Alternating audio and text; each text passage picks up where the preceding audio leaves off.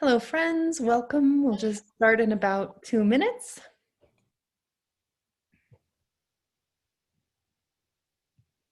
So glad to have you all here for Stubborn Praise.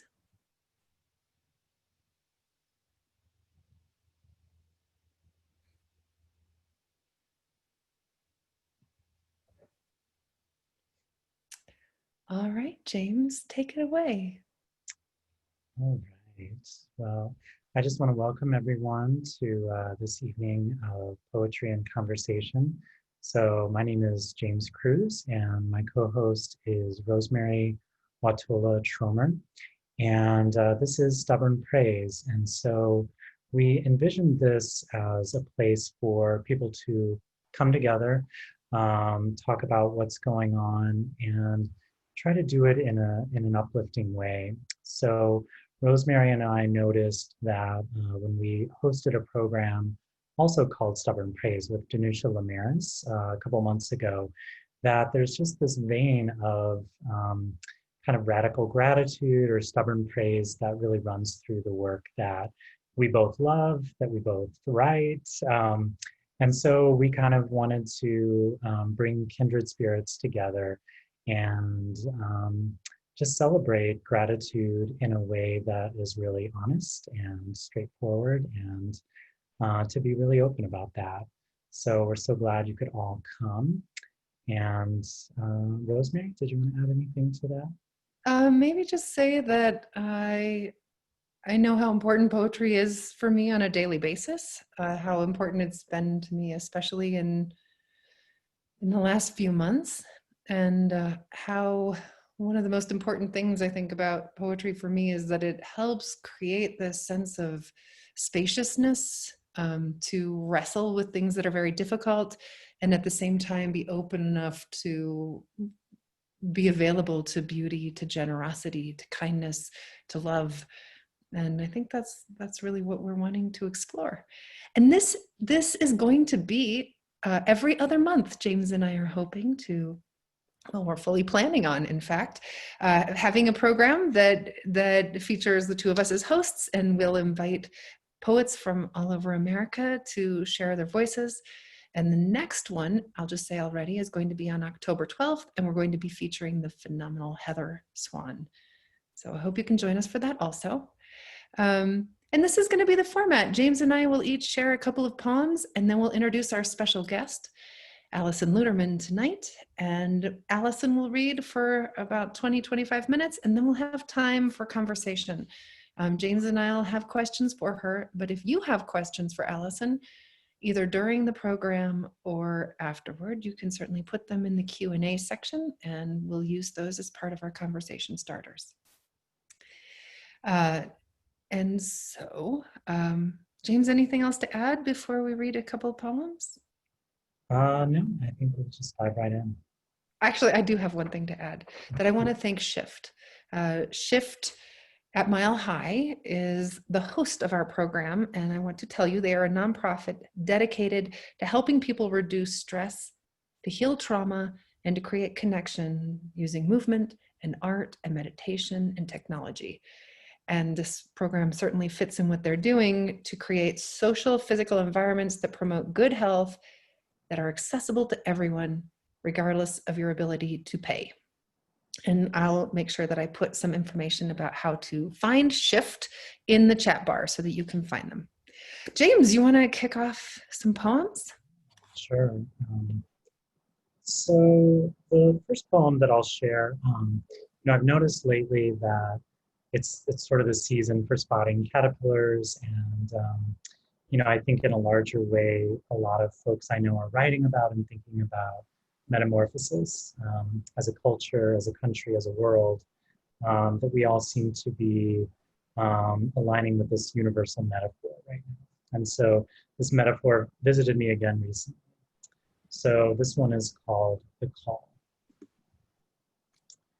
We think of caterpillars as gladly munching bitter leaves, marching toward metamorphosis and obeying the silent inner command which comes when it's time to spin the chrysalis, slip on the wings of their new life. Yet some decide to wait. They hear the call to change and simply say no, too afraid of the days of darkness, the pain of a body turned inside out to become another. Next year, they tell themselves, then inch on, unable to imagine the freedom of floating from one sweetness to another, stopping on a stone in the middle of a raging river to drink and flex the wings they once thought a figment of some dream that would never come true.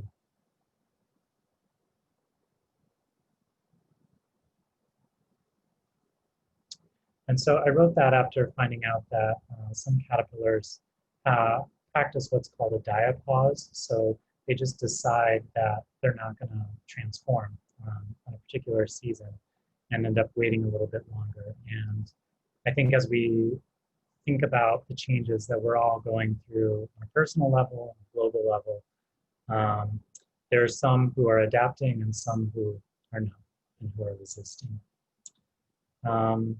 The next one that I want to read is one that I've shared online quite a bit today. And this one is called Self-Care, which is something that I know a lot of us are thinking about and focused on right now. And, you know, I often preach it to other people, but I think those who teach and preach, it can be harder for us to practice. So this is self-care.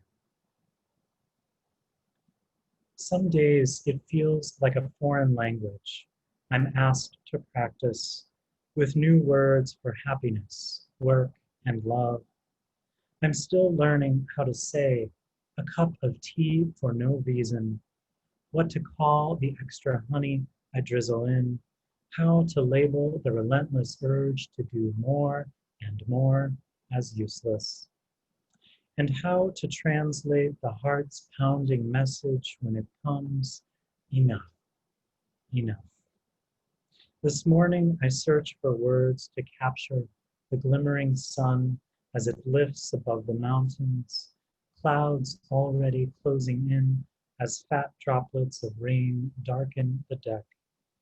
I'm learning to call this stillness self-care too, just standing here as goldfinches scatter up from around the feeder like broken pieces of bright yellow stained glass, reassembling in the sheltering arms of a tree.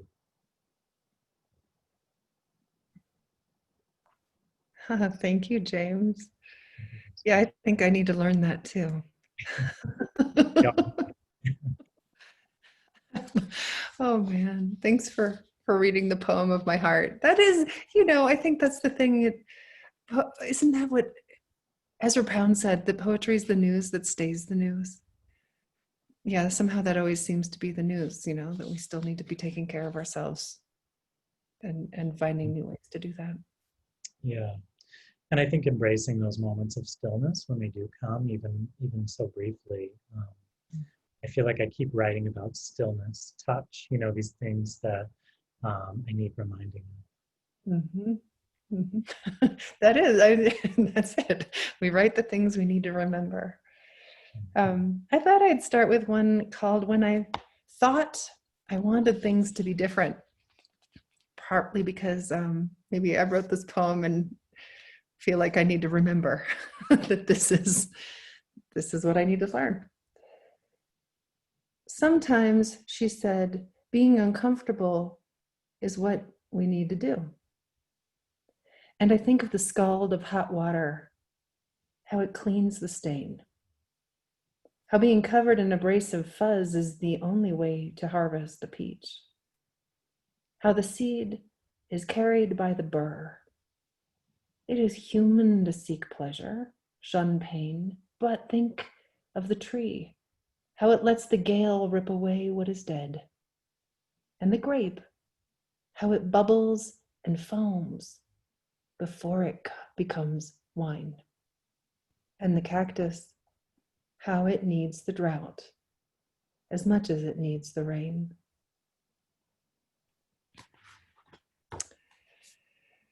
Yeah, I mean, wouldn't it be nice if it was just nice all the time, but no, I guess these challenging times, it's part of it too. It's part of it too. In fact, my relative, Casey Trommer, just came out with a new book of poems. And in that book, I'm spacing the name right now. It's driving me crazy. You'll have to look up Casey Trommer, and her new book is from Diode Editions. But the theme of her book really is about how things are broken and mended, and how in that breaking, that's how we become who we are. Unpleasant as it may be, it is what we need. And maybe in the face of that, still this longing to help each other out.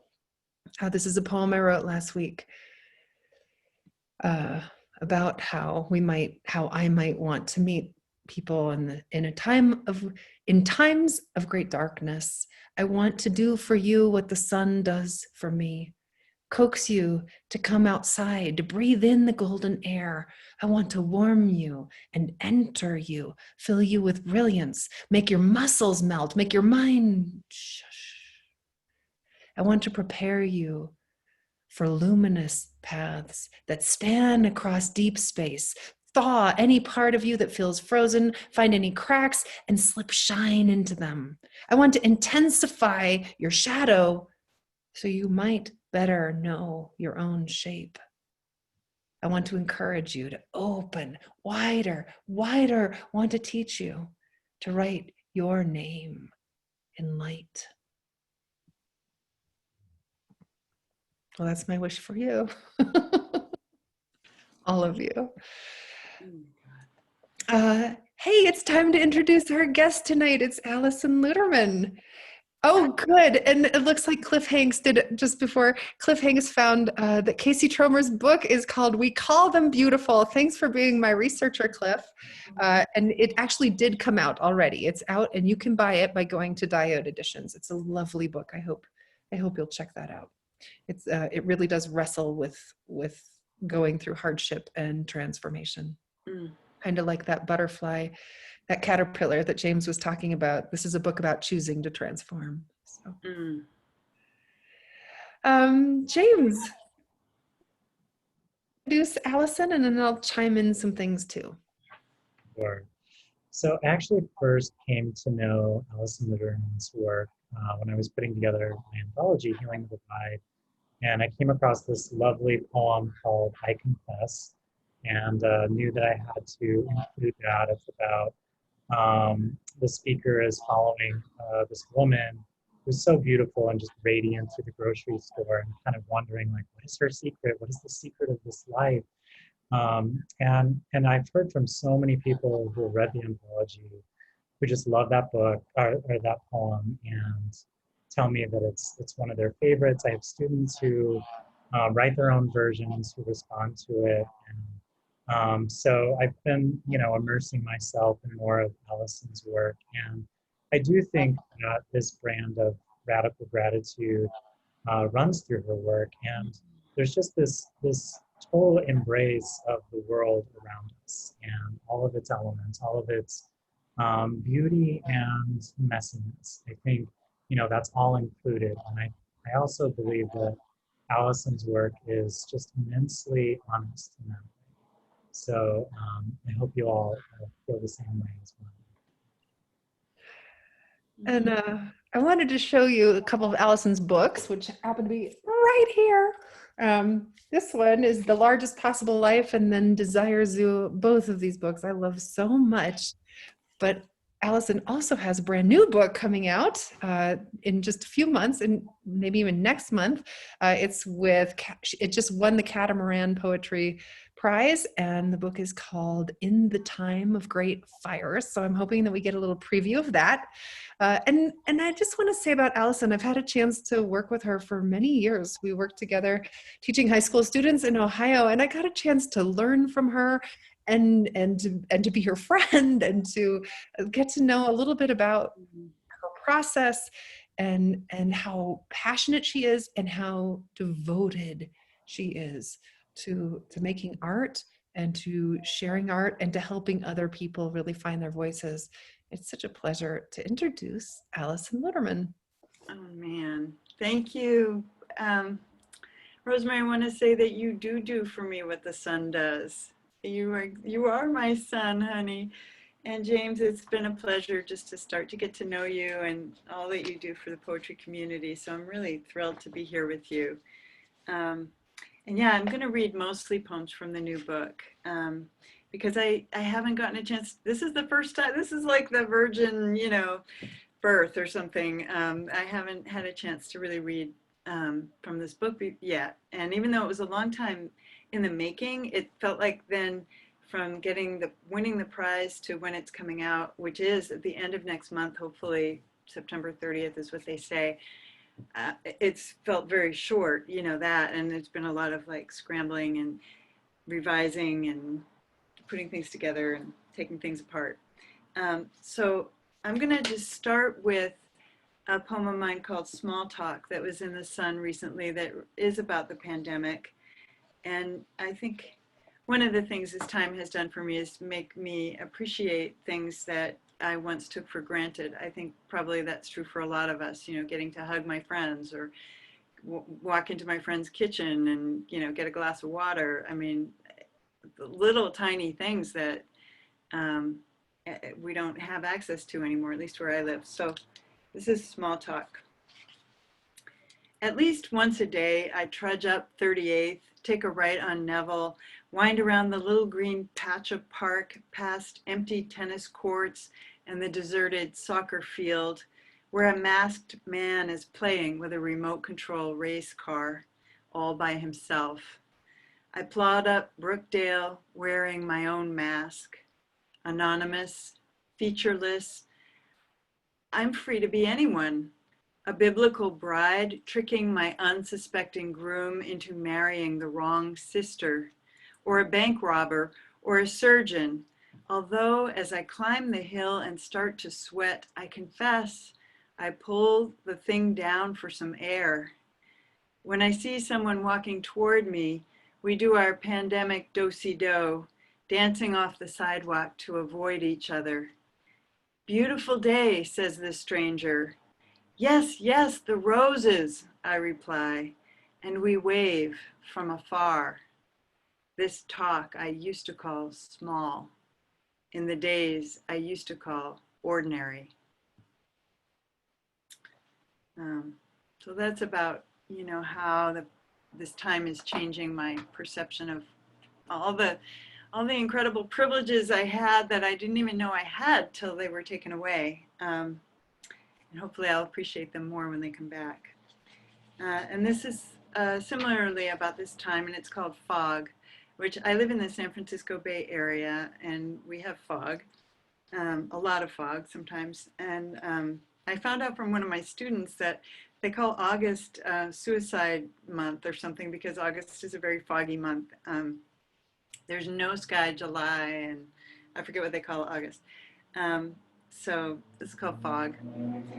We don't have snow here, but some mornings the whole world is white and hushed and soft with fog. And whatever troubles we went to sleep clutching to our thudding hearts have loosened overnight and are dissolving in mist. The regal hills in the east have been erased behind a cottony scrim, and people appear to appear out of nowhere in the dawn hush. An old woman in mask and gloves pushes her shopping cart full of salvaged empties. A mother hauls two babies up the street, one in a backpack, one in a stroller. A man with dreadlocks and headphones cruises by on his bike, no hands. All of them whoosh into the frame and then vanish, like the future or the past, or some other dimension alive but invisible to us. So those are kind of the poems I've got about these times. I've been writing a lot. I think that's part of how I'm processing all this, like we all are in our own way. But this is an older poem, it's from the new book. It's from In the Time of Great Fires, and it's called Paying the Rent. It's one of my earliest memories. It's from an exercise that I did in a workshop with Dorianne Lux. And she had us all recall like a very early memory, just a snapshot of it, a very early memory. And I flashed on this time when I was 5 years old and going to pay the rent with my mom. Paying the rent. We are going to pay the rent, my mother and I. It's December, early evening. Fire hydrants are wearing hats and beards of snow. I've got a hole in one mitten through which the cold licks my finger, not unpleasantly, as my young mother, whom I do not know is young, hauls me along, hoisting my 5-year-old self by one arm over piled up hillocks and frozen drifts. She's pregnant, massive in her navy coat, a distant, dependable planet. My sister, who is not yet my sister, sleeps the dreamless sleep of the embryo, folded inside that high belly like a fortune in a cookie, abstract as the idea of someday, months from now, as explained to a kindergartner whose parents are tall, implacable gods, setting the sun in place with one hand and the moon with the other, like spoons and cups at the dinner table. At home, my little brother is throwing a chubby leg over his crib slats, making a brief escape as our father nods over the open newspaper. So much hasn't happened to us yet. The unwinnable war is thousands of miles away. My mother still moves through her days like a ship pulling everyone along in her wake, while high above the witching trees, white clouds scud by, assemble, and break apart. I live on an extremely noisy street. There's a Hells Angels biker bar around the corner from me, and some of those guys come up and down the street on their motorcycles. And so I'm just going to take a second and close my window there in hopes that that will help a little bit. I don't know if you're picking up the noise. I am. I'm hearing it. You're hearing it too? Okay. Yeah, I'm sorry. Sometimes it's worse than others, and you never know. So It's yeah. it's good for ambiance, friend. It's just brings it right into where you create from. It's perfect. I'm in the city. I'm in the hood. I write my poems to the beat of like rap music blasting on, stereos that are like doctored up so that they're super loud right outside my window. It totally helps know Alison Luterman in her environment. In my natural habitat. It's like when we taught together, and Rosemerry and I would be out in the middle of Ohio in the woods, and I'd be like, it's very quiet here. I'm not used to it. Okay, somebody just said in the chat, the noise is not a problem at all. Okay, I'm so glad. Okay, well, this one is also my natural habitat. I'm around the house a lot. Even before the pandemic, I was home a lot because I teach creative writing and I write, and I don't get out much. So there's a lot of poems about being at the grocery store and puttering, and my cat. I have way too many poems about my cat. He makes a featured appearance in this one. It's called American Song. And I know that this program is called Radical Praise.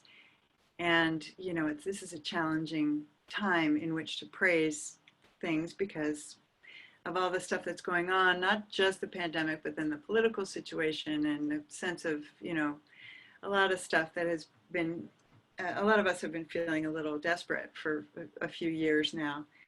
This is American Song. I'm in sweatpants, pouring boiling water over grounds that smell of soil and autumn ferment. The radio is pouring out "Bye Bye Miss American Pie," and so I scoop up the cat for a dance. Hey Jackson, this country has lost its mind and I don't know what to do, I whisper right into his soft pink ear. He stares at me quizzically, his narrow face part lynx, part fallen angel. And I don't know what he says back, except it looks like, I want to eat you. All these years I've spent pouring words onto the page, while the work of the street goes on outside my window. Traffic and yelling and mariachi and wafting smoke from my neighbor's barbecue and kids walking to school and their parents running after them with homework they forgot. The poem works or it doesn't. My life has meaning or not. And it all keeps pouring through anyway, molten, relentless. And yes, I am caught in the honey of my time, like a bug trapped in amber. And I make what I can of the struggle. Okay, Jackie, I say to my disdainful, needy familiar, we're well on our way toward the mouth of the falls now. So let me be poured like oil or wine or cool, sweet water over the lip of the world into the heart of the song.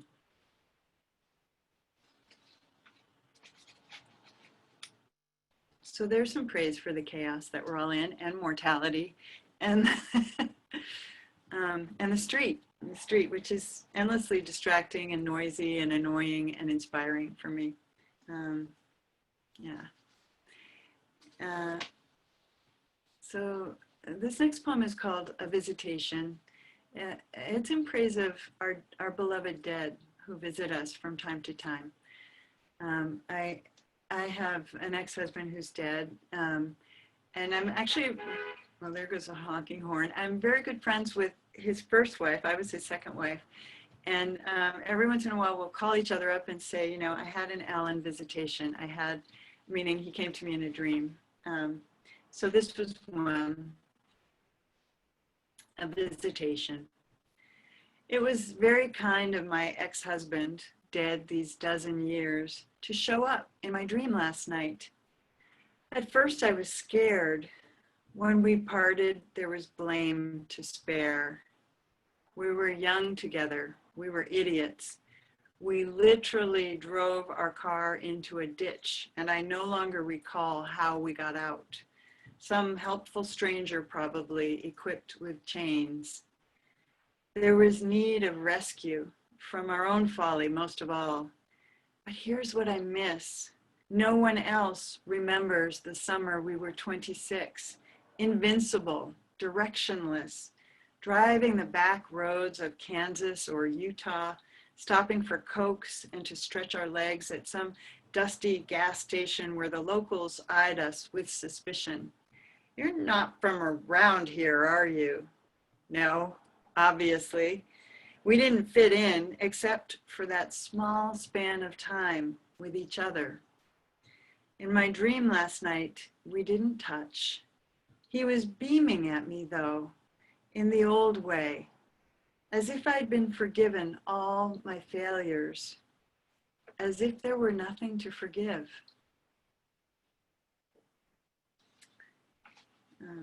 It's good to remember that, you know, because then you forget that there's nothing to forgive and you think you're guilty all over again. So I would like to read next the poem that James mentioned, and it's been having a little bit of a second wind or a third wind or a something wind right now because Jack Cornfield put it on his Instagram and then it kind of exploded, 2 weeks ago. So this is called I Confess. As I said, I don't get out much, so it's a grocery store poem. I confess, I stalked her in the grocery store, her crown of snowy braids held in place by a great silver clip, her erect bearing radiating tenderness, watching the way she placed yogurt and avocados in her basket, beaming peace like the North Star. I wanted to ask, what aisle did you find your serenity in? Do you know how to be married for 50 years or how to live alone? Excuse me for interrupting, but you seem to possess some knowledge that makes the earth turn and burn on its axis.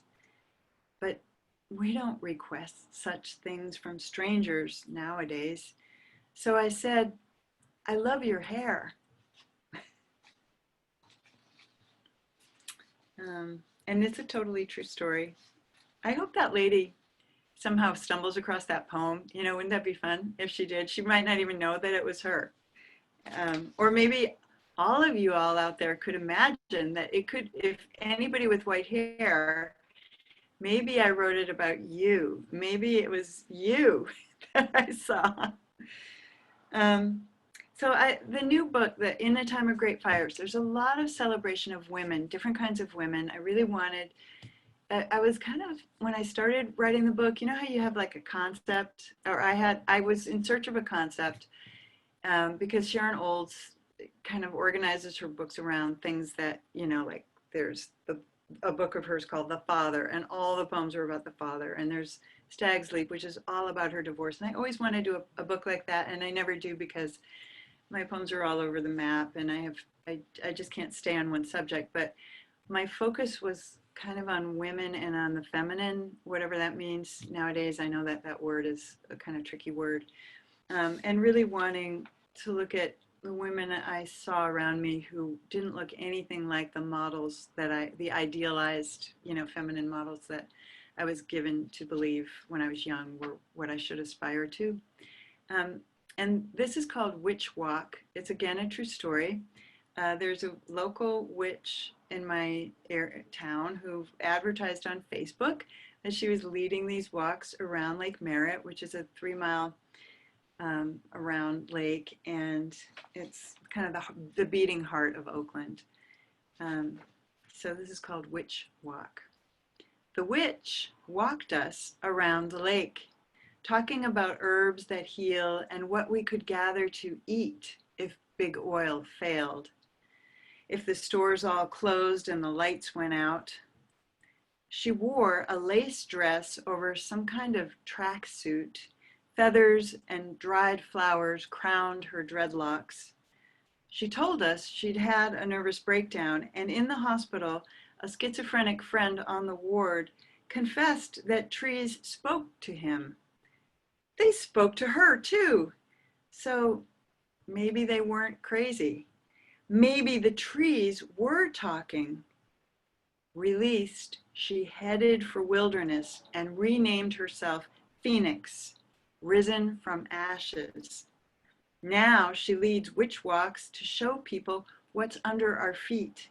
Broadleaf and marshmallow, garlic grass, chamomile, mugwort, comfrey, plus at least 900 different kinds of sage. She spoke of its myriad uses: cleanser, hex remover, sanity restorer. And I thought of the 900 different kinds of knowledge there are in this world, most of them invisible. I don't know what I'd expected. A portal, perhaps, to magic me elsewhere. But she spoke only of a slight shift in perception, that which might allow a tiny purplish wildflower to be a doorway. She wanted us to view heaven as already manifest here on earth, even amid the rubble and desolation of our unraveling. Yes, especially then, she said, if we can sing through these throes, our lives too might become as beautiful as weeds.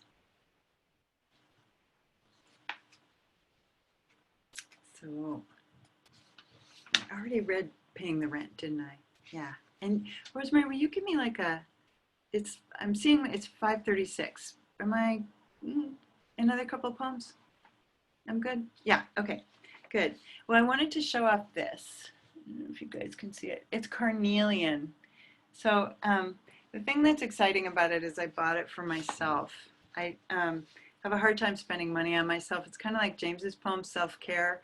You know, it's, yeah, it's just, oh God, this was hard to do, but I wanted it and I bought it and I love it and I'm glad I have it. And this is called At the Jeweler's Tent. The little bandy-legged jeweler with his wandering pale blue eye had just come back from Indonesia, where he slept on the beach and bargained for fire opals. He wants to sell me a slice of carnelian set in silver, warm as a rust-red autumn leaf. It frees self-expression, makes you magnetic. Gorgeous bullshit. But I sink my hands up to the wrist in his tray, where precious and semi-precious alike are spilled like bright candies. There's the soft clink of amber against aquamarine, lustrous glint of sky and flame, pickaxed out of deep earth. I can't afford anything here. I'm just rummaging, embarrassed by this late life lust for shine, as if I could slap down a credit card and buy back my youth, or at least one last ruby sunset to drape around my throat. I hold a string of amethysts up to my collarbone. There are wrinkles on my neck now, rings of crinkled flesh like tree markings, one for each lived year. As for the rest down below, well, that's the thing. And here is the heart that wants the thing. The heart confounded by what it can't keep or let go. Insistent, persistent, flawed old heart, yearning and pulsing, same as always. I guess that's in praise of desire, which is a nice thing. Even though it torments us, it's still great. It's great that we have it. I probably will have desire till I die. And then here's one for my current husband, the terminal husband, hopefully. And it's called Heavenly Bodies, speaking of desire. We are falling asleep, holding hands. I can feel his knuckles, rough and dry around the edges. Hands that work a lathe 5 days a week, cutting, scraping, scouring the sharp metal. I've watched them pick their way up the guitar's neck, wander over piano keys, rub the cat's cheek. And now, even in sleep, his fingers keep pulsing my palm, squeezing and releasing to an inaudible beat. My own small hand, always cold, beaches like a starfish on the reef of his metacarpus. 12 years, loving and fighting. How ridiculous we end up like this, two mismatched puzzle pieces sanded down to fit, clasped and constellated. There should be a better name for such persistence. Star grit, heart locked, vow strung. Look, love, how we've become ancient, eternal even, in our heavenly bodies, wheeling through the universe without leaving our bed, hand woven, holding on.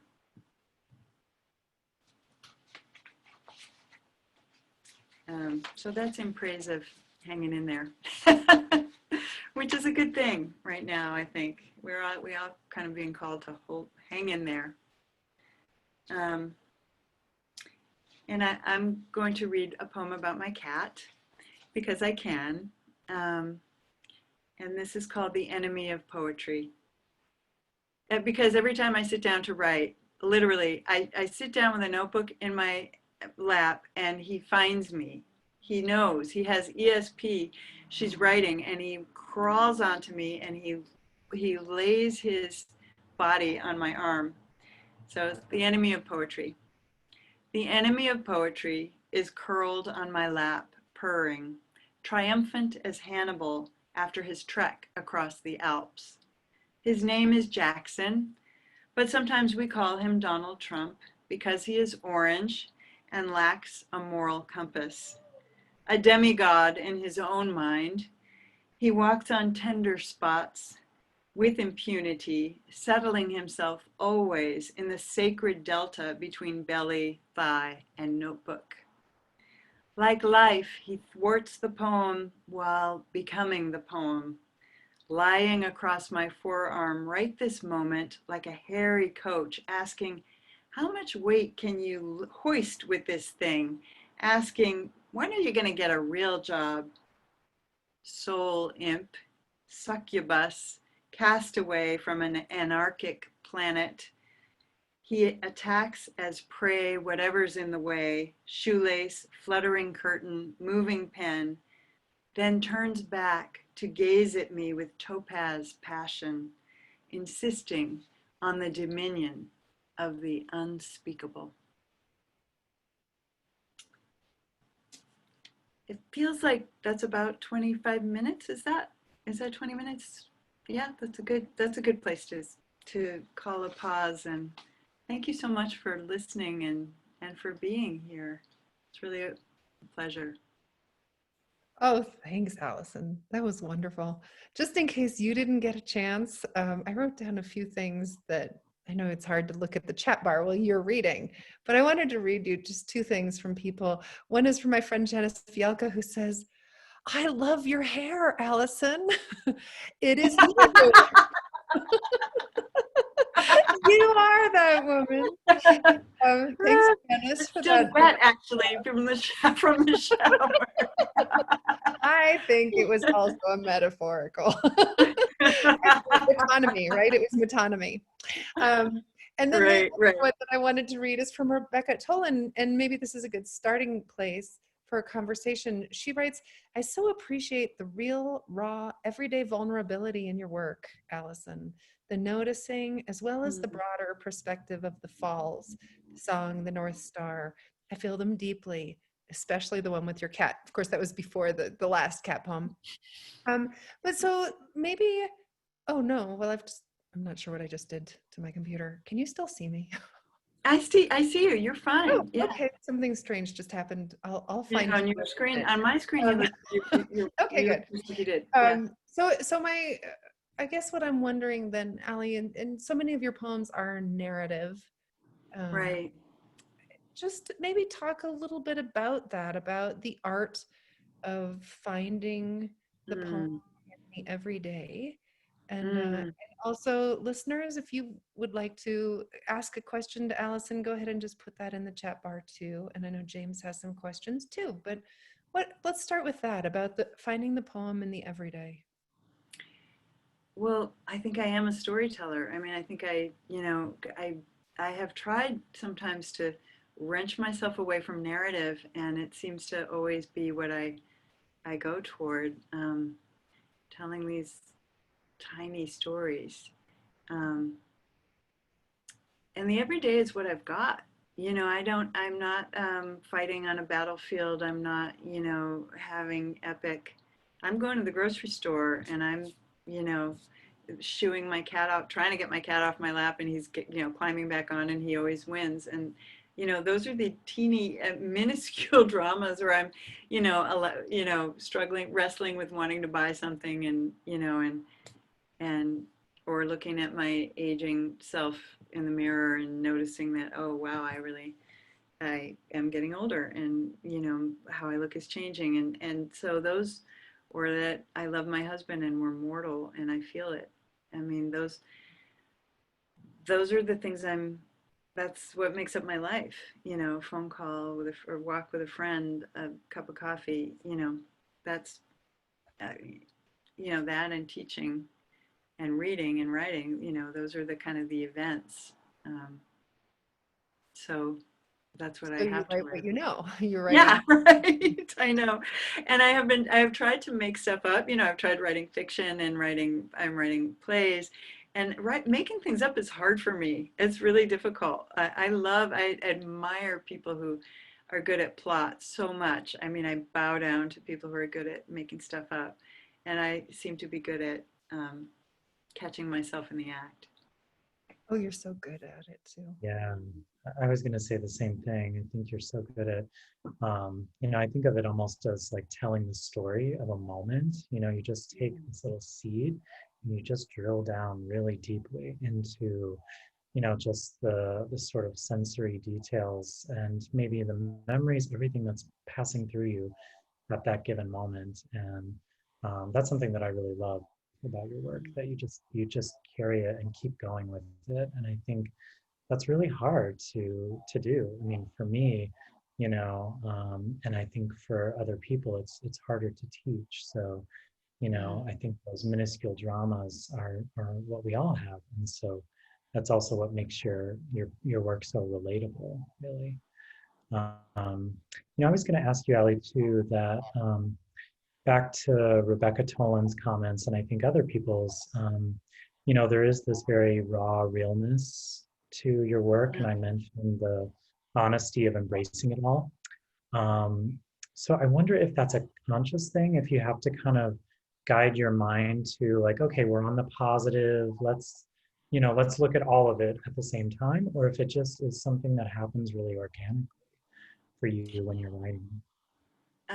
Did you mean like, do I think, oh, we're on the positive and let's include the negative, or I just kind of naturally gravitate to the negative, I think. Well, maybe you start with the negative and you're like, oh, let's include the positive too. Yeah, I mean, Your baseline. yeah. I have a voice in my head that tells me, what an idiot I am pretty much, nonstop. So it's not difficult for me to access my vulnerability. Like I'm really aware of feeling not together most of the time. And so accessing the sense of being ignorant or being, that's easy. That's easy for me to go to. And for whatever reason, I have been, it might be privileged that I've been able to walk through the world without, I haven't had to like work a corporate job where I have to, appear. I mean, a little bit when you're a teacher, you kind of need to show up looking like you know what you're talking about. But I've been, again, lucky and privileged to be able to show up as a writer, teacher. So I'm not expected to, I haven't had to be somebody I'm not. And I'm aware that that is actually privilege, because some people are stuck in situations where they have to put up a lot of armor. And I was never very good at it. My armor is really not great. And, and so I just, and I've been lucky to be surrounded by, people who will call me out and to be able to do that. Yeah, and I think maybe what I'm really talking about is authenticity. Mm-hmm. That's a lot of what we're responding to with you and with your work, and so that mix of privilege, hard work. I think it's important to acknowledge that, and maybe just plain luck that has allowed you to hold on to that true self that comes through. Yeah, I think so. It isn't as much of a conscious thing, but I know when I'm teaching, I am trying to help my students get through, get to their own, and everybody's got it. It's nobody owns authenticity. Everybody has a tremendous amount of it. And even the armor that people put on is kind of part of their authenticity in a weird way. You can see that it is because because they are so vulnerable that they needed to put that armor on, and it's part of their history and so I don't even see that as inauthentic. It's their authentic armor.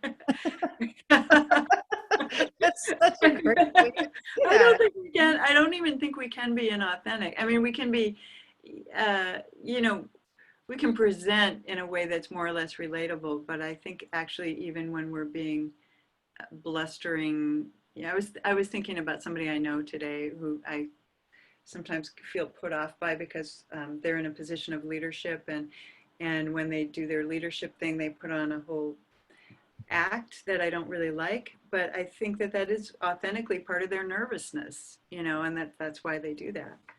And to kind of, so yeah. Well, see, I think you're doing it again. You're just embracing every piece of everyone. Hey, I mean, that's great. It's so admirable because, it is kind of a judgment to go around saying like, well, that's inauthentic. Right, right. Who are we to say what's inauthentic or what isn't inauthentic?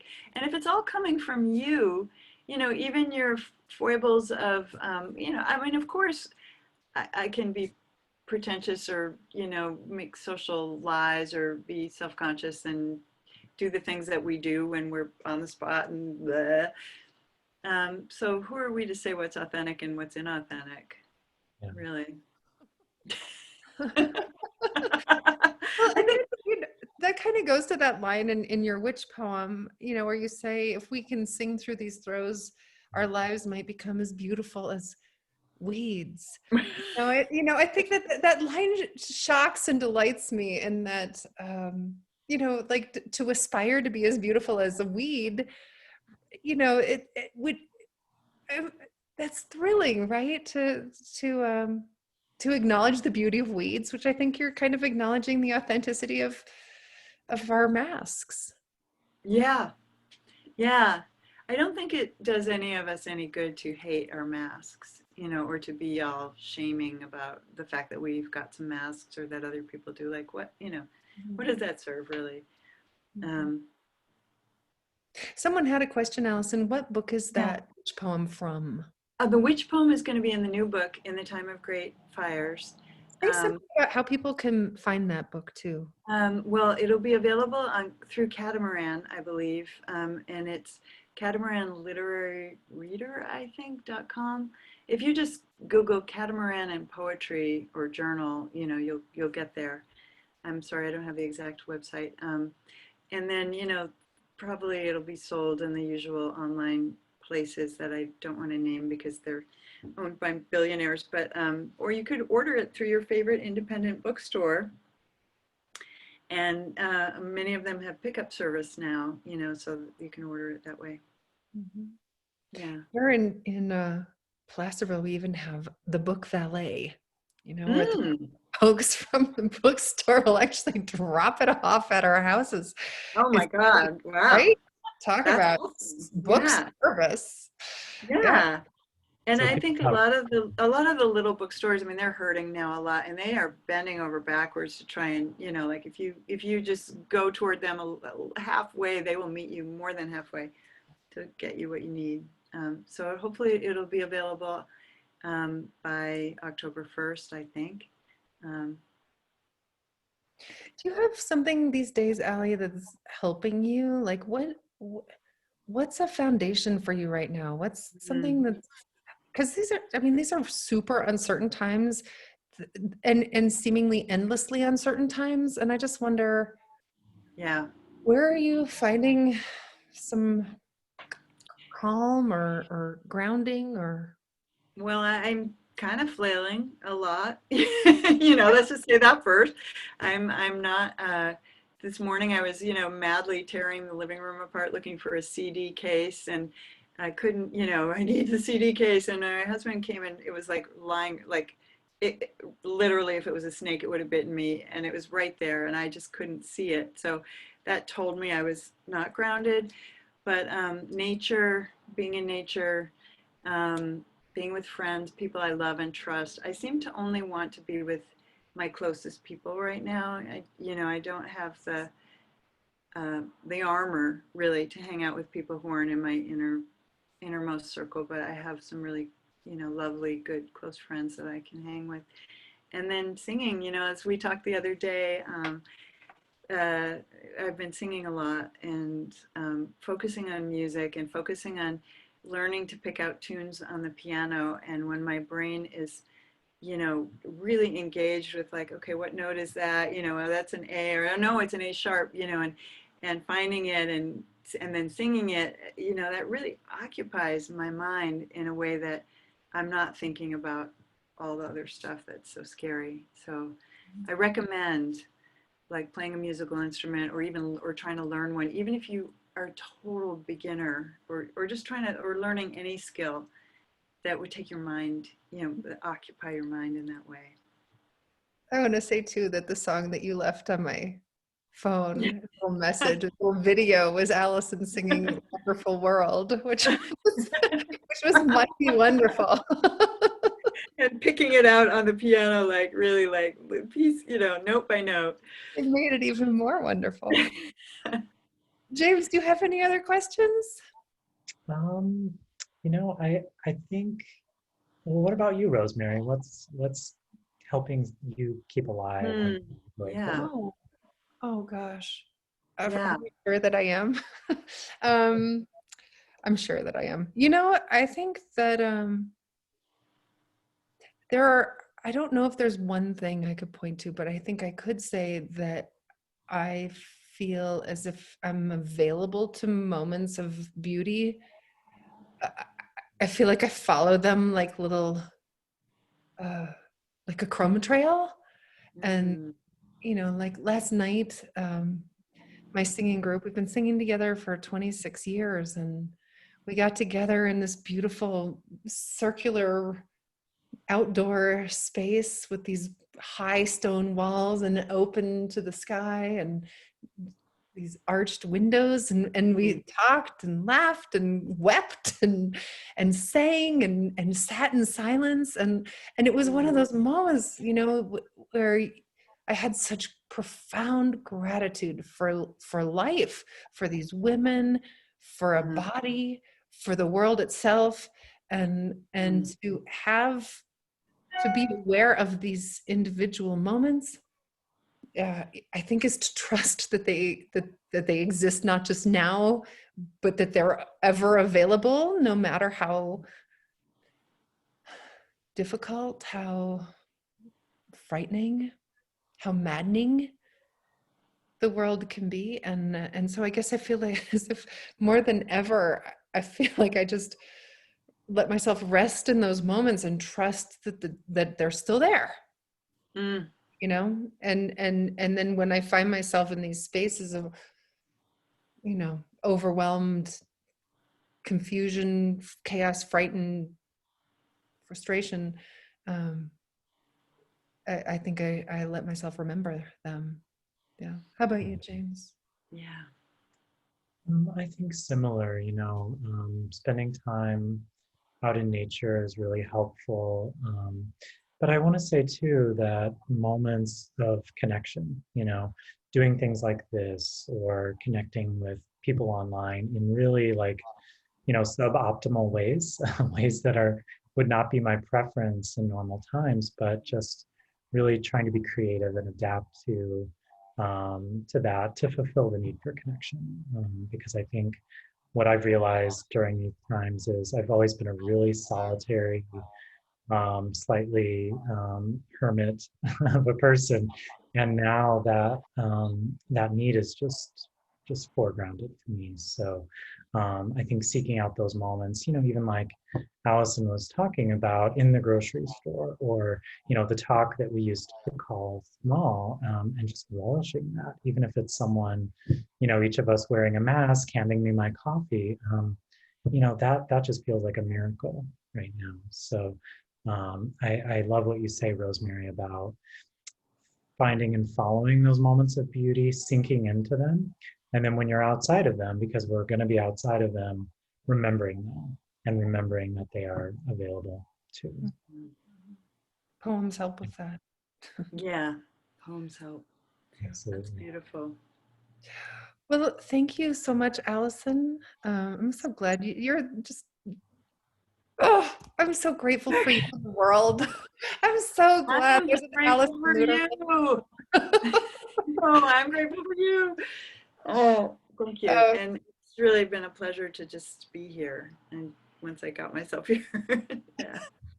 I also want to say that that SHYFT has many more programs available, and I encourage you. I put the link to SHYFT, SHYFT, SHYFT at Mile High.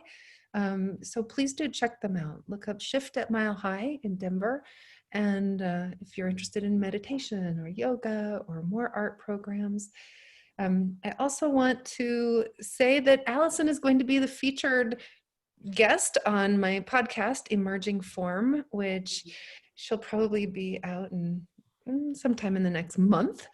And I saw there was one more question that had come through in the chat about Alison and politics, and that happens to be all we talk about. We talk a lot about how political views come into art and what that relationship is. So if you're interested in hearing Alison talk more about that, I hope you will check out Emerging Form. You can find out more about that at emergingform.com. And we hope to see you October 12th. Do you want to say just one or two words about Heather Swan, and then we'll say goodbye? Yeah, absolutely. So you won't want to miss Monday, October 12th, same time, same place. We'll have Heather Swan. Heather is an old friend. She is very immersed in the natural world and actually she has a new book of poetry coming out right around then in October called A Kinship with Ash. But she is also a honeybee researcher and lover. And so if you have any questions about honeybees or other pollinators, you could bring those. But I guarantee you will be inspired by her because you just can't not be. Thanks, James. Thanks, Alison. Thanks, everyone. Thank you. And thank you, James, both of you. It's really Absolutely. Thank you, such a Alison. pleasure.